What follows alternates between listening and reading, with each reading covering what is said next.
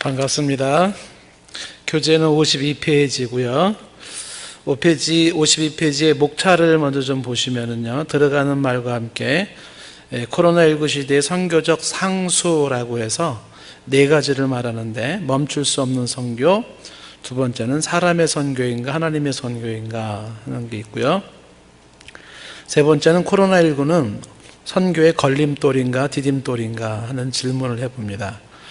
네 번째, 선교의 왕도는 없다. 이 네 가지가 선교적 상수로 좀 꼽아봤고요. 그 다음에 코로나19 시대의 대면 선교, 컨택트 미션에서 이웃사랑 선교랑 1:1 선교를 한번 좀 뽑아봤습니다.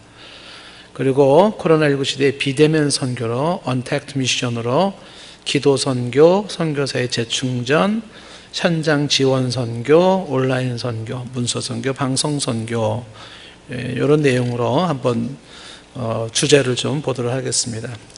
저도 내용이 약간 좀 길기 때문에 쭉 그냥 읽는 식으로 나가겠습니다. 53페이지 들어가는 말부터 보겠습니다. 전 세계는 코로나19라는 복병을 맞았다. 뜻하지 않았던 복병이라 우왕좌왕하는 면도 있고, 딱히 대처 방안이 없어서 불안정한 시대를 살고 있다. 이런 와중에 선교는 어떻게 해야 하는지 고민하는 것은 필수이다. 이럴 때일수록 우리는 선교란 무엇인지, 선교의 본질을 생각하고 선교의 목표의식을 확인할 필요가 있다. 선교의 본질은 어떤 상황에서도 바뀌지 않는다. 전쟁이나 박해나 기근이나 전염병에서도 선교는 선교로서 그 위치와 임무가 분명하다. 이러한 본질을 유지하면서 매 순간 창의적 접근과 전략이 요구된다. 지금과 같은 코로나19 시대에도 동일하게 창의적 사역이 요청된다. 코로나19 시대의 전도와 선교에 대한 대처 방안이라는 주제를 다룸에 있어서 우선적으로 전도와 선교는 다른 것인지 같은 것인지 정립할 필요가 있다. 그리고 전도나 선교란 무엇인지 그 근본 이해를 간단하게나마 짚고 갈 필요가 있다. 언제 그리고 누가 정했는지 알 수 없지만 전도는 국내 복음 사역을 지칭하고 선교는 해외 복음 사역을 일컫는다. 그러나 1963년 멕시코 선교대회에서 선교는 지역적 경계를 넘어선 복음 사역임을 천명하였다. 이제는 파송 국가와 수용 국가가 아니라 모든 곳에서 모든 것으로 흐르는 선교이다. 그래서 선교들이라는 미션스가 아닌 다시 선교라는 미션으로 남게 되었습니다. 즉 각각 자기 지역에서 선교적 교회를 이루는 것이 선교이다. 그 굵은 글씨 이제 다시 한번 읽어보겠습니다. 각각 자기 지역에서 선교적 교회를 이루는 것이 선교이다. 그래서 전 세계의 모든 지역교회의 성장이 세계 선교를 이루는 길이다. 밑줄 치는 부분도 다시 한번 읽어볼게요. 지역교회의 성장이 세계 선교를 이루는 길이다. 모든 지역에서. 같은 맥락에서 찰스 이벤 엥게는 선교적 교회에서 선교를 하나님 나라의 확산으로 보았다. 그리스도가 왕으로 다스리는 나라를 이루는 것이다. 그 시발점이 지역교회라고 한다. 지역교회는 이 땅의 왕의 나라를 성취하는 선행 길잡이다. 그래서 굵은 글씨 지역교회의 성장은 세상 속에 하나님의 나라가 확산되어가는 과정이고 결과적으로 하나님의 나라는 이 세상에 임한다. 굵은 글씨 다시 한번 읽어볼게요. 지역교회의 성장은 세상 속에 하나님의 나라가 확산되어가는 과정이고 결과적으로 하나님의 나라는 그렇게 이 세상에 임한다는 겁니다. 이렇게 뻗어나가는 하나님의 나라는 마침내 공중의 권세 잡은 자를 장악하고 하나님의 나라를 완성합니다. 이것이 선교라는 것이다. 찰스 이벤 엥겐의 개념에는 국내 전도와 해외 선교라는 구분이 없습니다. 국경을 초월한 하나님의 선교만, 하나의 선교만이 있을 뿐입니다. 선교와 전도는 이 땅에 하나님의 나라를 이루어가는 동일 개념입니다. 예루살렘부터 유대와 사마리아와 땅끝까지 가는 선교가 이제는 땅끝에서부터 예루살렘까지 또 가는 선교가 되었습니다. 선교와 전도를 지역적 개념으로 볼 때에 그 경계선이 없다는 겁니다. 지금은 모든 나라가 선교 국가이고 모든 나라가 피선교 국가가 되었습니다. 이제 선교를 논할 때의 관건은 국내와 해외라는 구분이 아니라 선교란 무엇인지 그 근본 이해가 우선됩니다. 선교에 대한 근본 이해를 놓치면 본질을 놓친 선교가 됩니다. 지상 대강령이라고 일컫는 마태복음 28장 19절 말씀에 근거하면 선교는 결국 제자를 만드는 것인데 그 방법으로 아버지, 아들과 성령의 이름으로 세례를 주는 영혼 구원과 내가 분부한 모든 것을 가르쳐 지키게 하는 영혼 양육입니다. 사역의 대상이나 범위는 모든 민족입니다. 54페이지요. 지금 내가 있는 곳에서 땅끝까지를 전체를 아우르는 모든 민족, 부족, 열방입니다. 이런 관점에서 본 연구의 주제를 코로나19 시대의 선교적 대안으로 표현해도 무관하다 하겠습니다. 이후부터 본 선교에서는 선교라는 말을 전도를 포함한 의미로 사용하면서 다루려고 합니다. 본 연구는 위에 언급한 내용을 전제로 코로나 시대에 변하지 않는 선교의 상수를 짚어보고 이어서 코로나 시대의 대면 선교와 비대면 선교를 고찰해 보고자 합니다. 자, 코로나19 시대의 선교적 상수를 봅니다. 코로나19 시대 이전이나 이후나 변함없는 선교적 상수가 있습니다. 선교적 상수는 전염병뿐만 아니라 전쟁이나 박해 위기 순간에도 유효한 원리입니다. 첫째는 멈출 수 없는 선교이고, 둘째는 사람의 선교가 아닌 하나님의 선교라는 것이고요. 셋째는 선교의 걸림돌은 도리어 디딤돌이 될 수 있다는 것입니다. 넷째, 선교에는 왕도가 없다라는 네 가지를 봅니다. 자, 첫 번째, 멈출 수 없는 선교를 보겠습니다. 선교는 멈출 수 없다. 언제 어디서나 진행된다. 복음은 때를 얻든지 못 얻든지 전해야 한다. 가서 모든 민족으로 제자를 삼고 아버지와 아들과 성령의 이름으로 세례를 주는 행위는 시간, 공간, 민족, 문화, 상황을 초월한 지상명령이다. 기독교 역사는 수많은 전쟁과 박해와 위기 속에서도 복음이 전파되었음을 말해준다. 사람이 인위적으로 선교적 사명을 다하지 않을 때에 하나님은 박해를 통해서 교회를 흩으시고 복음이 계속 전파되게 하셨다. 사도행전 8장. 그런 핍박이 최초 이방인 교회인 안디옥 교회를 세웠다. 그리고 그 교회는 이방 선교의 전초기지가 되었다. 사도행전 11장. 안디옥 교회는 최초로 바울과 바나바를 선교사로 파송하였다. 그리고 그들에 의하여 복음은 유럽으로 뻗어나갔다. 사도행전 16장. 마게도니아와 그리스를 거쳐서 로마까지 확산되었다. 로마에서도 기독교는 혹독한 박해를 받았다. 그럼에도 복음 전파는 계속되었다. 초대교회부터 현재까지 교회에는 바람잘 날이 없었다. 그렇다고 선교가 중단된 적도 없다. 복음은 언제나 전파되었고 열방으로 향했다. 도리어 교회에 어려웠던 순간이 더 강렬하게 복음이 퍼지는 때였습니다. 역사적으로 코로나19와 같은 전염병은 여러 번 있었습니다. 일반적으로 세계 10대 팬데믹이라고 하는 게 있는데요. 각주로 좀 다뤄봤고요. 그런 와중에도 복음은 계속 전해졌다. 그 이유는 지금도 쉬지 않으시는 하나님의 선교적 열심 때문이다. 선교는 사람에게서 난 것도 아니고 사람으로 말미암은 것도 아니다. 하나님의 아이디어이고 하나님의 방법이다. 하나님은 전도라고 하는 거, what was preached, 미련한 것으로 믿는 자들을 구원하기를 기뻐하신다. 고린도전서 1장 21절. 그러므로 선교는 언제 어디서나 중단되지도 않았고 중단되어서도 안 된다. 선교는 당위적이고 필수적이다라는 거, 상수입니다. 선교는 언제나 있어야 된다는 게 첫 번째 상수고요. 52페이지 두 번째 선교적 상수는 사람의 선교인가 하나님의 선교인가. 1952년도 빌링겐 선교대회에는 선교의 주체가 하나님임을 선포했습니다. 하나님의 선교 미시오 데이인데요. 비록 이 용어가 이 대회에서 처음 사용된 것은 아니지만 그 근거를 제공하였습니다. 즉 인간 중심, 교회 중심의 선교 개념들이 하나님 중심, 그리스도 중심, 하나님 나라 중심 개념으로 바뀐 것입니다. 하나님이 이 땅에 당신의 나라를 직접 이루어 가시는 선교입니다. 이것이 너무 지나쳐서 이 땅에 샬롬의 나라를 꿈꾸는 사회 구원을 강조하게 되었고 이것은 보수 개혁주의자들의 거부 반응을 일으켰습니다. 그럼에도 하나님의 절대 주권을 강조하는 개혁주의 사상은 역사 속에서 일하시는 하나님의 주권을 부정하지 않기에 하나님의 선교라는 한 측면을 또한 긍정적으로 받아들입니다. 하나님의 선교가 어떤 식으로 이루어지는가는 토론의 여지가 있습니다. 하지만 인류를 향한 하나님의 구원 사역은 현재 진행형입니다. 선교의 진행형을 말합니다.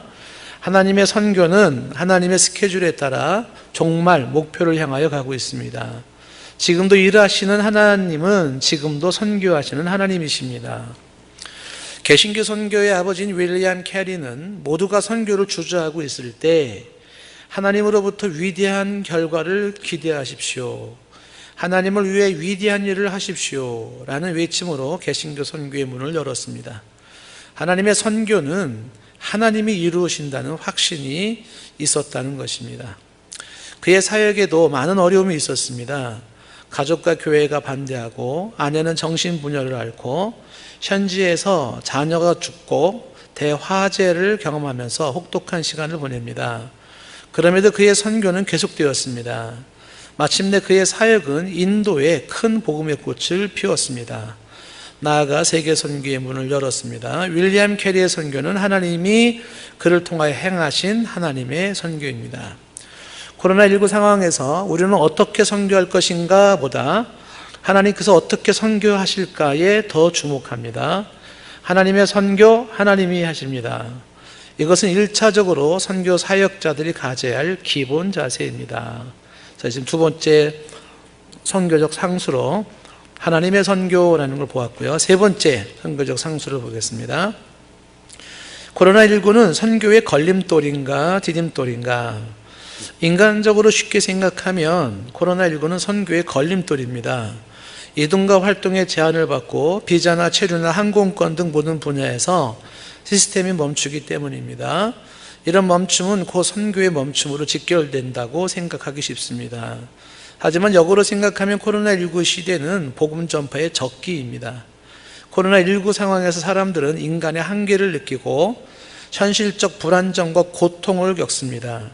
불확실한 미래는 내일에 대한 불안감을 더해줍니다. 이때 인간의 종교성은 강하게 작동합니다. 사람들은 마음속에 신을 찾고 그의 도움을 필요로 하고 있습니다. 존 파이퍼도 코로나 바이러스와 그리스도에서 코로나 바이러스는 선교의 후퇴가 아닌 진전을 가져올 것이라고 희망하였습니다. 그 이유는 기독교 선교의 진전은 인간이 편안할 때보다 어려웠던 시기에 더 완성되었기 때문이라는 겁니다. 56페이지. 환난과 박해 속에서 혹은 감옥에서 복음은 더 확산되었습니다. 그는 코로나19로 인한 선교적 긍정성을 말합니다. 하나님은 코로나 바이러스를 통해 전 세계의 현실 안주형 신자들을 일깨워 새롭고 혁신적인 일을 하게 하시고 복음을 믿지 않는 세상 사람들에게 그리스도의 복음을 전하게 하신다. 코로나19 시기는 선교가 멈추는 시기가 아니라 활성화되는 시기입니다. 보다 분명히 짚어보면 선교의 걸림돌은 전염병이 아니라 부족한 선교 의지입니다. 부족한 선교 의지. 인간의 본성은 편안하고 쉽게 살고 싶은 본성이 있습니다. 이런 본성을 합리화시키는데 코로나19는 좋은 구실이 됩니다. 코로나19를 핑계로 신앙적인 게으름을 정당화시키기가 쉽습니다. 이런 편리주의와 패배주의 사고가 선교의 걸림돌이 됩니다. 복음 사역자들이 이것을 넘어서 조금만 더 선교적 열정을 뿜어내면 지금은 선교의 호기입니다. 코로나19는 선교의 걸림돌이 아니라 도리어 디딤돌인 것입니다. 그러면 이 시기에 어떻게 선교를 할 것인가 할 때 선교적 상수 네 번째가 선교에는 왕도가 없다라는 부분을 보겠습니다. 네 번째 선교적 상수로 생각해 볼 것은 선교에는 왕도가 없다는 점입니다. 선교신학 용어 중에 창의적 접근 지역이라는 소위 캔이라고 하는 약자로 쓰는데 이런 단어가 있습니다. 주로 이슬람권이나 공산권 같은 특정 제한 지역을 선교할 때 창의적 접근과 창의적 전략이 필요함을 말합니다. 그런데 창의적 선교는 이렇게 특수한 지역에서만 요구되는 것은 아닙니다. 굵은 글씨요. 모든 선교의 현장이 창의성을 요한다는 겁니다. 다시 한번요. 모든 선교의 현장이 창의성을 요한다. 시기와 대상과 상황에 따라서 창의적으로 선교를 해야 합니다. 왜냐하면 모든 사역의 현장은 똑같은 경우가 한 번도 없기 때문에 그렇습니다. 그래서 밑줄 친 부분이요, 하나의 선교 방식이 모든 상황에 맞는 것은 아닙니다. 이거 다시 한번 읽겠습니다. 하나의 선교 방식이 모든 상황에 맞는 것은 아니다. 진리는 불변하나 상황은 바뀐다. 불변하는 진리를 가변적인 상황에 전하는 것이 선교이다. 선교적 방법론에서 창의적 응용이 요구되는 이유이다. 창의적 접근과 창의적 전략에서 고려해야 할 것은 선교 대상이 누구인지, 선교지 현장이 어떠한지, 정치적으로, 경제적으로, 교육적으로, 문화적으로 혹은 상황적으로 그 특성을 파악하는 것이다. 더불어 특정 시기에 특별히 작용되고 있는 변수는 무엇인지 고려한 맞춤형 선교가 요구된다는 거죠. 맞춤형 선교. 국내 전도 상황도 마찬가지입니다. 밑줄 친 부분에요, 하나의 전도 전략이 모든 교회에 맞는 것은 아닙니다. 나의 사역 현장은 유일무이하기 때문인데 그렇습니다. 독특한 현장입니다. 그러므로 나만의 선교 혹은 전도 전략이 요청됩니다. 선교 타겟을 분명하게 파악하지 못하면 많은 수고가 낭비됩니다. 권투 선수가 마구잡이로 손만 휘두른다고 상대가 쓰러지는 것은 아닙니다. 한 번의 펀치를 날려도 상대를 보고 정확하게 날릴 때 효과가 나타납니다.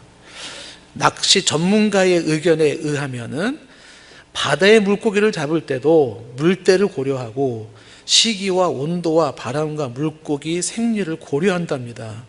그리고 낚시 시간과 추의 길이와 낚싯밥을 달리한다고 합니다. 이정현 목사님 맞죠? 예, 배웠습니다. 제가 쫓아다니면서. 영혼 구원 사역은 이보다 더 복잡합니다. 인간 자체가 복잡하고 사탄이 교활합니다. 그리고 상황은 더 복합적입니다. 그러므로 전략이 없이 선교 현장에 나가는 것은 전략이 없이 전쟁터로 나가는 것과 같습니다. 좀 더 구체적으로 선교나 전도는 수용성의 원리를 따른다는 건데요, 전도는 수용자에 따라 방법을 달리한다라는 겁니다. 그림을 좀 참조하면은요, 57페이지 그림을 보시면 수용성의 원리라 그래서 숫자 0을 중심으로 왼쪽에 마이너스 1, 2, 3으로 가고 오른쪽으로 1, 2, 3으로 플러스를 갈 때 마이너스로 가면 갈수록 기독교랑 멀어지고 오른쪽으로 플러스가 많으면 많을수록 기독교에 대한 관심이나 그 우호성이 좀 높은 겁니다. 이 설명을 좀 계속 읽어보겠습니다. 그림 밑에. 위 그림에서 보듯이 수용자가 마이너스 쪽으로 갈수록 기독교에 대한 적대감은 심해집니다. 이럴 때일수록 전도는 언어로 하기보다 삶으로 하는 것이 효과적입니다. 반대로 플러스 쪽으로 가면 갈수록 수용자는 기독교에 대해서 우호적입니다. 이런 경우에는 무언의 행동보다 말로 기독교를 설명해 주는 전도가 효과적입니다. 이것은 일반적인 원리입니다. 여기에도 예외는 있습니다. 때로는 이 원리가 반대로 통할 때도 있죠.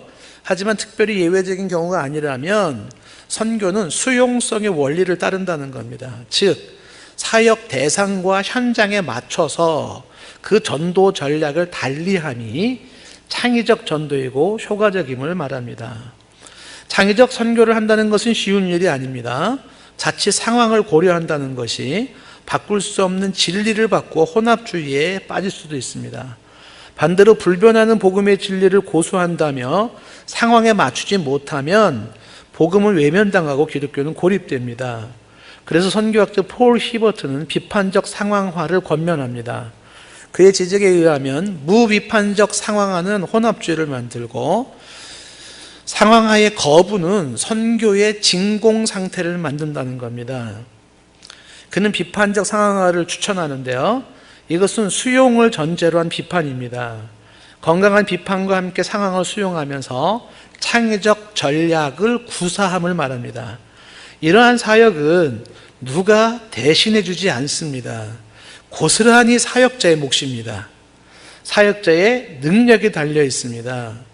만일 혼자의 힘으로 창의적 전략이 어렵다면 전문가에게 의뢰를 하거나 혹은 뜻있는 사람들이 모여서 함께 전략을 구사하는 것도 한 방법입니다. 선교에는 왕도가 없습니다. 코로나19는 현대인에게 처음 겪는 사태입니다. 그것도 준비 없이 갑자기 당하고 있습니다. 그러다 보니 무엇을 어떻게 해야 할지 몰라서 혼란스럽습니다. 선교는 혹은 전도는 언제나 창의성을 요했기 때문에 지금도 변함없는 창의적 선교 혹은 전도로 나가야 됩니다. 코로나19 상황에서 창의적 선교 전략을 굳이 찾아본다면 어떤 것들이 있을까요? 이것은 각 지역마다 각 사역자들이 풀어야 하는 통과 의례지만 일반적으로 생각해 볼 수 있는 몇 가지를 대면 선교와 비대면 선교를 한번 고찰해 보고자 합니다. 코로나19 시대의 대면 선교, 컨택트 미션을 보겠습니다. 코로나19 상황의 진전에 따라서 정부는 사회적 거리두기의 완급을 조절을 합니다. 모든 것이 완전히 차단된 극한 상황이 아니라면 기본적인 일상생활은 가능하고 거기에 맞는 대면 선교를 생각할 수가 있습니다. 대면 선교로 생각해 볼 수 있는 첫 번째가 이웃사랑 선교인데요. 우리 앞에서도 많이 좀 지적들 해주셨어요. 역사적으로 팬데믹 시대의 기독교는 더욱 인정을 받았다는 겁니다. 그리고 복음이 확산되었습니다. 그 이유는 세상 사람들의 역병이 두려워서 모두가 피신하고 버려진 노약자들이 현장에서 죽어갈 때에 그들 곁에서 그들을 도와주었던 사람들이 기독교인이었기 때문입니다. 어려운 순간에 생명을 무릅쓰고 이웃을 돌보아 주었던 신자들은 기독교에 대한 신뢰도를 높여주었고 전도 효과를 더했습니다. 앞에 우리 이종전 교수님이 또 많이 얘기해 주셨던 부분이기도 하고, 앞에서 또 여러 분 해주셨습니다. 안명준 교수는 칼빈과 흑사병이라는 글에서 이 점을 말합니다. 종교의 존 칼빈은 6살의 역병으로 그의 어머니가 돌아가시고 9년 결혼 생활에서 3자녀가 역병으로 죽었답니다. 그의 아내도 역병으로 죽었습니다. 칼빈도 열병, 담석, 통풍, 치질, 폐병, 위궤양, 장염, 편두통 같은 여러 질병을 가지고 있어서 종합병원이라는 별명을 가지고 살았답니다. 자신의 불우하고 힘든 상황에서도 그는 주변의 역병 환자들을 돌보았습니다. 병든 자들을 위하여 병원 사역을 하고 교육 사역을 통하여 천국의 소망을 심어주면서 하나님의 나라를 이루어 갔다는 겁니다.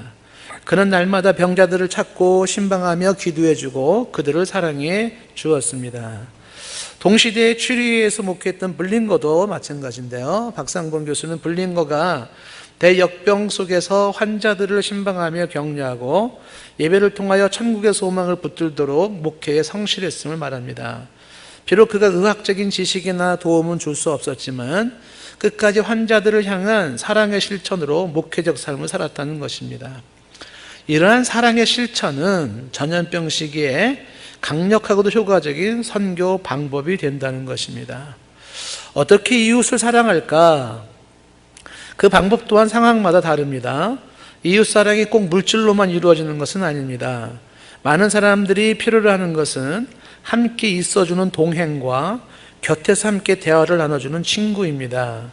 코로나19 예방책으로 사회적 거리두기가 진행되고 격리가 많아지는 상황에서 사람들은 의도적이든지 비의도적이든지 사회적 고립으로 인한 소외와 공허감을 갖습니다. 삶의 이면에서는 사람이 그립고 관계가 주는 즐거움을 사모하고 있습니다. 하지만 누구 하나 성큼 다가가지 못합니다. 그래서 크리스천들이 꼭 물리적인 다가감이 아니어도 한 걸음 더 다가가 그들의 친구가 되어주고 옆에 내가 있음을 확인시켜 주는 것만으로도 사람들은 많은 위로를 받습니다. 혹자는 이런 현실 속에서 구원의 복음과 천국의 소망을 듣고 싶어 하기도 합니다. 그들에게 성경을 읽어주고 손을 잡아주며 기도해 주는 것만으로도 귀한 사랑의 실천이 됩니다. 그들에게 예수 그리스도와 하나님 나라의 소망을 전해주는 것 또한 필요한 이웃사랑의 실천입니다. 종교개혁자들의 이웃사랑은 그런 가르침으로 표현되었습니다. 중요한 것은 이웃의 영혼을 사랑하는 진심이겠죠. 코로나19 시대의 다양한 이웃 사랑은 좋은 전도이고 선교입니다. 앞에서 언급한 수용성 원리에 따라서 때로는 행동으로, 때로는 말로 사랑을 표현하며 전도의 기회를 만들 수 있겠습니다. 만약에 일말의 대면조차 허용되지 될 수 없는 상황이라면 비대면으로 사랑을 실천할 수 있는 방안을 찾아야 되겠죠. 비대면 선교 방식은 또 뒤에서 좀 더 언급을 할 겁니다.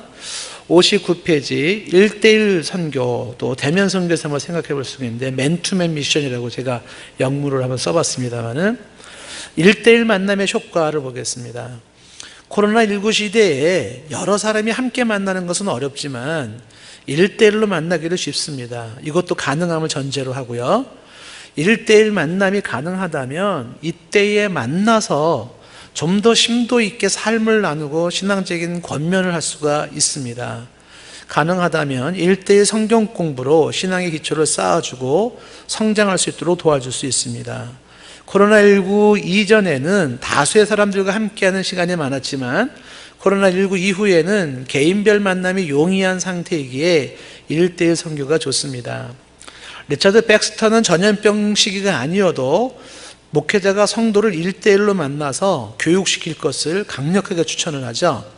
대중을 상대로 한 설교는 그만큼의 효과를 보지 못하지만 1대1로 만나서 이루어지는 교육은 효과가 아주 크다는 것입니다. 이것이 목회자와 성도 혹은 교사와 학생, 구역장과 구역 식구 혹은 성도와 성도 간에 이루어질 수 있는 1대1 선교라는 겁니다. 그 다음에 짧은 만남, 짧은 복음을 볼게요. 보통 극단적인 이슬람 지역 선교에서는 선교를 현장에 상주하면서 할 수가 없습니다. 그때 방법 중에 하나가 지역을 순회하면서 일명 치고 빠지는 일회성 전도를 하죠. 짧은 만남을 통하여 짧게 전해진 복음입니다. 그런데 그 효과는 예상보다 크다는 겁니다. 복음의 역사는 복음이 하기 때문에 그렇습니다. 코로나19 상황에서도 짧은 만남일지라도 그때 원색적인 복음을 전하는 것이 좋습니다. 긴 시간을 같이 할 수 없다면 다른 이야기보다 예수 그리스도의 복음을 짧고 굵게 전하는 일입니다. 의외로 많은 사람들이 복음을 들어본 적이 없다는 사실이에요. 하나님께서 코로나19로 허락하신 이유 중에 하나가 이렇게 복음 사역이 이루어지기 원하신다는 뜻도 있다고 봅니다. 지금 같은 코로나19 시대에는 1대1 만남을 중시하고 복음 증거가 더 왕성하게 이루어져야 될 때라고 보는 겁니다. 생활 전도를 볼게요. 찰스 이벤 엥게는 전 성도의 선교사화를 주문합니다. 모든 성도가 선교사가 되고 자신이 있는 곳이 선교지가 되어야 한다는 것입니다. 살아가는 삶이 선교적이 될 때에 이 땅에 하나님의 나라를 이룬다는 이야기입니다. 코로나19의 지각 변동은 기존의 조직과 체계를 흐트러뜨립니다. 성도는 흩어지고 개인적이 됩니다. 이때 성도는 있는 곳에서 게릴라전으로 선교적 사명을 감당할 수가 있는 겁니다. 삶이 선교가 되게 하라. 선교적 삶으로 선교를 이루라. 지금은 1대1 설교를 하기가 좋은 순간이라고 보는 겁니다. 자, 그 다음에 코로나19 시대 비대면 선교 한번 언택트 미션을 좀 볼게요. 기도 선교, 이것도 프레이어 미션이라고 한번 제가 영문을 정해봤는데 기도 선교라는 말이 생소하게 들릴 수 있습니다. 과연 기도로 선교가 될까? 대답은 된다입니다. 기도가 선교를 합니다. 기도를 통하여 현장에 열매가 맺힙니다. 그 열매는 사람의 열매가 아니라 성령의 열매인데요. 그 성령은 기도를 통하여서 역사하십니다. 기도는 내가 갈 수 없는 곳에 가서 역사합니다. 투어즈 마틴은 일찍이 선교를 능력 대결로 이해를 하였습니다. 선교를 영적 대결로 본 것인데요. 기도를 통하여 영적인 싸움에서 이길 때 그곳에 하나님의 나라가 임한다는 사실입니다. 5세기 아일랜드 선교사에 했던 패트릭도 같은 입장이었습니다. 최초의 독일 선교사로서 독일의 사도라 알려진 보니페이스도 영적인 능력 대결이 선교의 승부수임을 천명하였습니다. 그는 7세기에 이미 전방개척 선교를 시도한 사람입니다. 이들은 기도를 통하여 능력 대결을 강조했고 사람을 변화시키는 것이 성령이며 그 성령의 역사는 무릎에서 나온다는 것을 잘 알고 있었습니다. 중국 선교사로서 오늘날 OMF의 모체인 내륙 선교의 문을 열었던 허디슨 테일러도 기도 하나만으로 하나님을 통해서 사람을 움직이는 믿음의 비결을 배워야 다운표요. 기도 하나만으로 하나님을 통해서 사람을 움직이는 믿음의 비결을 배워야 한다고 강조했습니다. 그가 내륙 선교를 창립할 때 기금을 비치지 말고 구걸하지 말라 였습니다. 그는 출입구에 하나님께서 너희 모든 필요를 채우신다를 써붙여 놓았고 기도로 하나님의 일하심을 보았던 선교사입니다. 그의 선교는 기도보다 앞서지 말라는 것이었습니다. 그는 선교에서 기도만큼 중요한 것은 없음을 잘 아는 선교사이다. 그에게 있어서 승리의 비결은 매일 매시간 기도로 하나님과 교제하는 것이었습니다. 그는 매일 아침 2시에서 4시까지 새벽 기도를 하였습니다. 근대 선교 시작도 건초더미 기도회에서 비롯된 것은 주지의 사실입니다. 하나님은 우리의 기도를 통하여 우리가 알지 못하는 크고 은밀한 일을 행하십니다. 기도는 사역자에게 능력을 주고 잃어버린 영혼을 돌아오게 하며 사역의 필요를 채우게 합니다. 그리고 궁극적으로 사단을 항복시킵니다. 코로나19는 그 어느 때보다도 기도할 때입니다. 보다 많은 기도와 간절한 기도로 하나님의 선교를 이룰 때입니다. 코로나19 시기에 획기적인 무엇이 있다고 해도 기도만큼은 못할 것입니다. 기도는 최고의 선교 방법입니다. 문제는 코로나19와 함께 기도도 식어지는 것입니다. 기도 소리가 줄어들고 기도 시간이 줄어든다면 이것이 문제입니다. 선교는 영적 전투입니다. 코로나19로 사탄이 주도권을 잡고 종들의 입을 막습니다. 이것을 극복해야 합니다. 영적 전투의 주도권을 우리가 잡아야 합니다. 그것은 간절하고 집중된 기도로 이루어집니다. 기도가 선교한다라고 하는 것입니다. 선교사의 재충전 시간을 보겠습니다. 선교 사역자들은 휴식을 가져야 합니다. 사역자는 현장에서 재충전 받기가 쉽지 않습니다. 충전이 없는 사역은 곧 지체하게 됩니다. 선교는 장거리 달리기입니다. 심호흡이 필요합니다. 그렇지 않으면 탈진합니다. 지적으로, 영적으로, 육체적으로, 심리적으로 지쳐서 사역은 지리멸렬해집니다. 단지 버티는 사역이 계속됩니다. 나아가 우울증을 비롯하는 각종 정신적이고 육체적인 질병으로 시달립니다. 사역자에게 휴식은 여유 있는 자들의 사치가 아닙니다. 필수입니다. 미국의 모 선교단체는 안식년에 일하는 선교사를 선교에서 제명시킵니다. 안식은 단순히 노는 시간이 아니라는 거죠. 그 시간에 사역자는 자신을 재충전합니다. 독서를 통하여 사고의 지평도 넓히고 각종 세미나나 학교를 통하여 후속 공부를 합니다. 운동으로 체력을 단련시키고 여가 시간으로 정서적 회복도 갖습니다. 가족들과 함께 시간을 가지며 가족 간의 우애와 추억도 쌓습니다. 이러한 시간들은 다음 사역에 큰 힘이 됩니다. 코로나19로 제한된 공간에 묶여 있어야 한다면 그 시간이 하나님이 내게 보장해 준 재충전의 시간이라고 보면 좋을 것 같습니다. 개인적인 시간을 충분히 가질 수 있는 거죠. 이 시간에 자신의 지난 사역을 돌아보고 향후 계획을 수립하는 시간으로 쓸 수 있습니다. 지난 나의 사역을 글로 적어보면서 정리해보고 자가 진단과 함께 평가를 해보는 겁니다. 그리고 앞으로 사역 원칙이나 계획도 글로 써봅니다. 코로나19로 인하여 대외적인 사역이 제한된다면 대내적인 시간으로 활용할 것을 권합니다. 그렇게 시간을 쓰면 코로나19는 사역의 이보 전진을 위한 일보 후퇴의 시간이 될 겁니다. 코로나19는 선교사들에게 재충전 시간으로 활용될 수 있다는 것이죠. 제가 5분, 6분 늦게 시작을 했거든요. 그래서 원래 좀 끝날 시간인데 마지막이기도 하니까 끝까지 좀 다 읽을 수 있도록 격려해 주시기 바랍니다. 예. 자, 우리 현장 지원 선교를 한번 보겠습니다. 현지에 남아있는 선교사들이 계시죠? 코로나19 상황에도 고국으로 돌아오지 못하고 현장에 남아있는 선교사들이 있습니다. 그들을 생각해 주어야 합니다. 그들 중에는 부득이하게 교육하지 못한 선교사들도 있겠지만 자원해서 선교지에 남은 경우도 있습니다. 이유에 어떻든 그들은 이전보다 한결 힘든 시간을 보내고 있을 겁니다. 이럴 때일수록 그들을 헤아려주고 어떤 모습으로든지 힘을 실어주는 것이 코로나19 시대의 좋은 선교라고 보고요. 고국으로 일단 철수한 선교사님들, 코로나19로 현지 체류의 한계를 느끼고 고국으로 돌아온 선교사들에게도 변함없는 지원이 필요합니다. 지금은 이전보다 많은 수의 선교사들이 철수를 하고 있습니다. 그들이 일단 한국에 들어오면 자가격리 시설부터 구하지 못하고 있습니다. 그들이 머물 수 있는 곳도 여의치 않습니다. 장기 해외 체류로 국내 거주지가 없어졌기 때문입니다. 친인척 집에 머무는 것도 하루 이틀입니다. 그들의 숙소 문제를 도울 수 있는 대안을 교회가 같이 찾아보아야 하고요. 그리고 고국에 머무는 동안에도 변함없는 선교 후원을 해야 합니다. 그들에게는 여전히 그 후원이 자녀 교육과 생활비로 필요한 금액입니다. 교회는 평소보다도 더 자주 선교사들에게 선교 보고의 자리를 마련해주고 장기간 머물게 되면 교회의 사역자로 동역하는 것도 한 방법입니다. 사역자들에 대한 지원이 선교입니다. 다시 읽을게요. 사역자들을 지원하는 게 선교입니다. 이러한 지원은 해외 선교사에게만 국한되지는 않습니다. 국내 사역자들도 마찬가지입니다. 전문적으로 사역에 종사하는 그들은 최전선의 전투병들입니다. 전쟁 중에 최전선 군인에게 지원을 우선적으로 해주는 것은 전세를 이끄는 길입니다.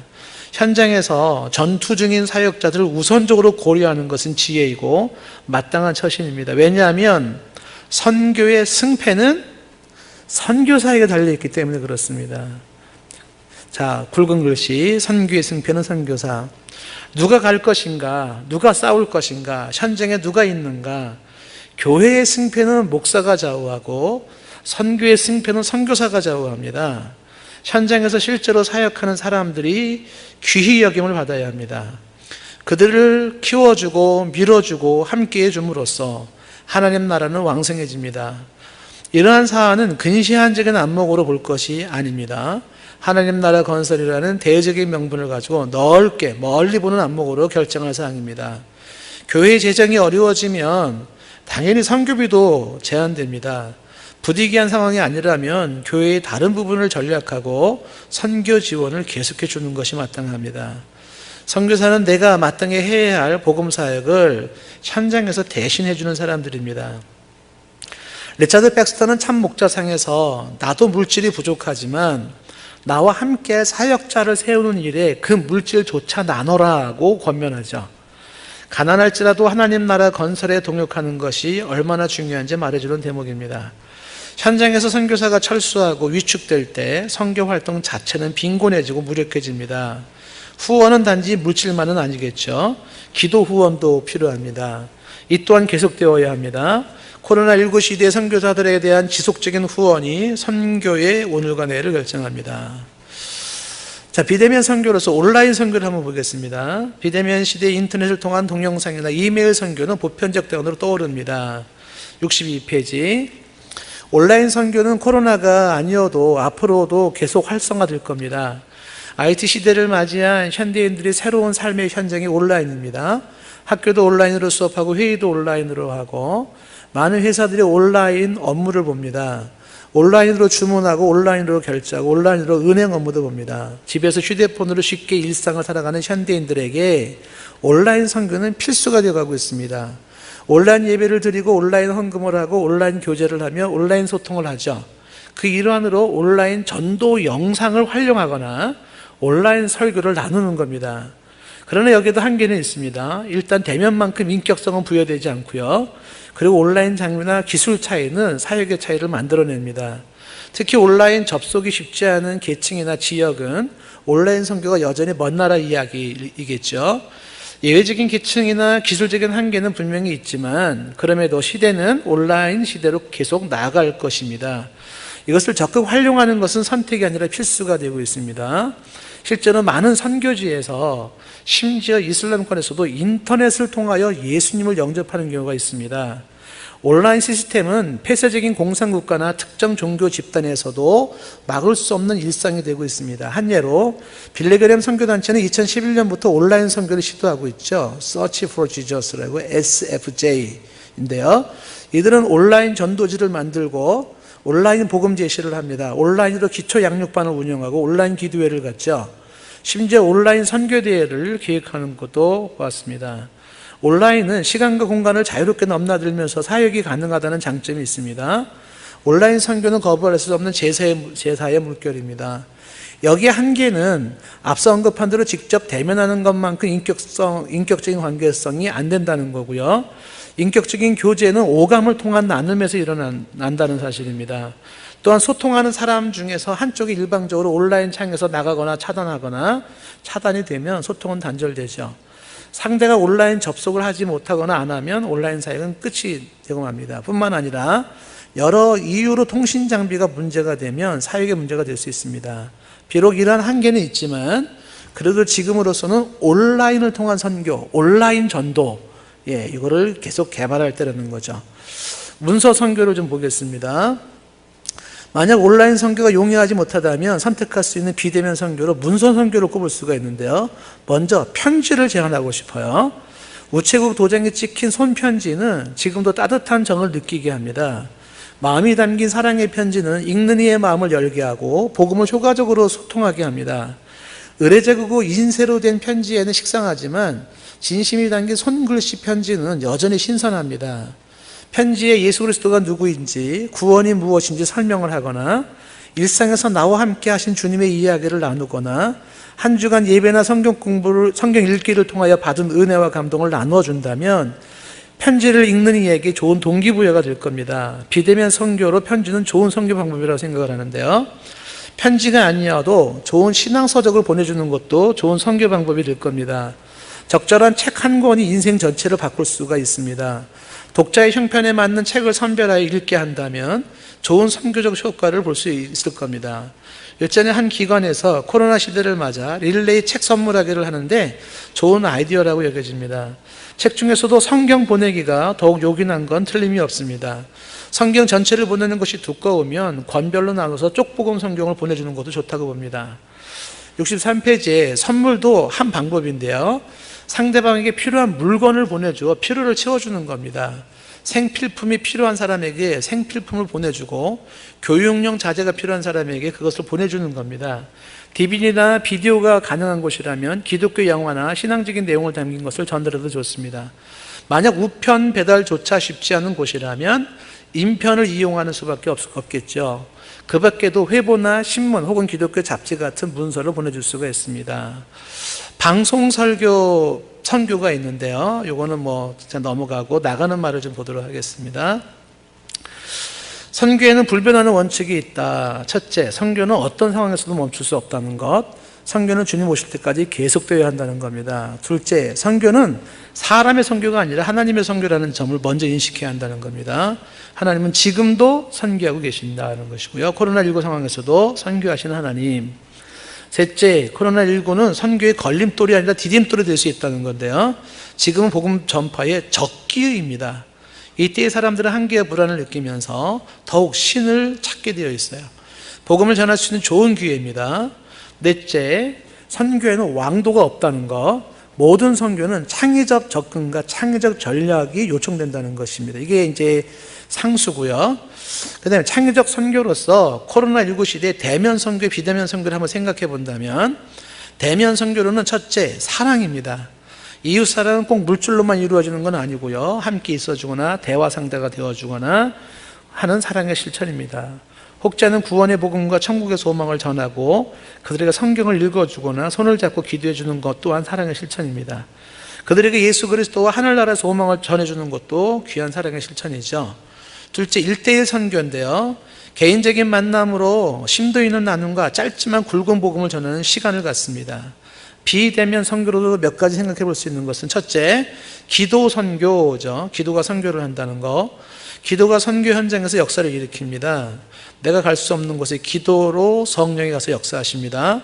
기도는 사역자에게 능력을 주고 잃어버린 영혼을 돌아오게 하고 사역의 필요를 채우게 합니다. 궁극적으로 사탄을 항복시키죠. 둘째, 선교사의 재충전입니다. 재충전의 시간은 선교의 연장선상에서 더 멀리 뛰기 위한 움츠림입니다. 휴식을 취하고 독서를 하며 평소에 못한 공부를 합니다. 운동도 하고 여가 시간도 갖습니다. 가족들과 함께하는 시간도 갖고 혹은 개인적인 시간을 가지며 지난 사역을 평가하고 향후 선교를 생각해 봅니다. 셋째, 현장에 대한 변함없는 지원이고요. 현장 지원은 선교의 연장입니다. 물질과 기도와 격려와 지원을 하는 거죠. 선교사들이 고국을 방문하면 환영하고 가능하면 그들의 필요를 제공하고 선교 보고 시간을 주는 거죠. 그리고 국내에 있는 동안에는 교회 사역에 동역자와 함께 할 수가 있습니다. 넷째, 온라인 선교인데요. 인터넷을 통한 동영상이나 이메일을 선교를 하는 거죠. 온라인 예배를 드리고 온라인 전도를 합니다. 온라인 회의나 돌봄을 하는 거죠. 다섯째, 문서 선교. 편지나 책을 보냅니다. 혹은 선물이나 생필품을 보냅니다. 기독교 관련 DVD, 비디오를 보내면서 선교할 수 있습니다. 다섯째, 방송 선교인데 가능하다면 TV, 개인용 유튜브, 라디오로 선교를 할 수 있습니다. 혹은 방송 선교하는 곳을 지원할 수도 있겠죠. 지금 우리는 선교를 깊게 넓게 멀리 보아야 합니다. 우물쭈물할 때가 아니고 코로나가 끝나기만 손꼽아 기다릴 때도 아닙니다. 이 땅에 하나님 나라를 세우려는 의지를 더욱 불태울 때입니다.